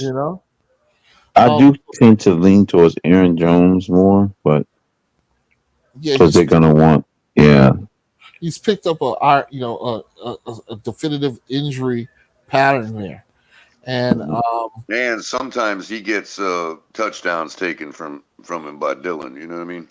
Yeah, exactly. And listen, when those guys, him and Dylan, come screaming out of that backfield, it is impressive, man. Those guys, when healthy, are an awesome tandem of backs to throw at him. And similarly, David Montgomery. Flip a coin as to which one's going to get the touchdowns for the day. You know what I mean? Yeah. Similarly, David Montgomery has been very impressive when healthy in the Detroit setup as well. But the problem with him is, he's been severely injured. I think he had to have surgery on his heel or something like that. And so, how much production are you going to get out of Montgomery in the last 2 to 3 games of the season? So I think your only choice is that latter one, which is to go to university, is to go back to the drawing board and pick up that guy Zach Charbonnet.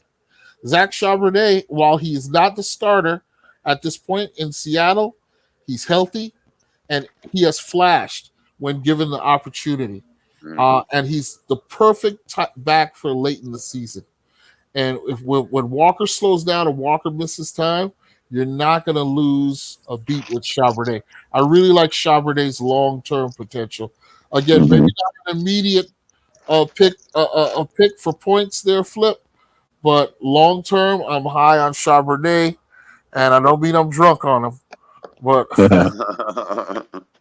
but And guys, hey, I was going to say, damn, that should get you high too.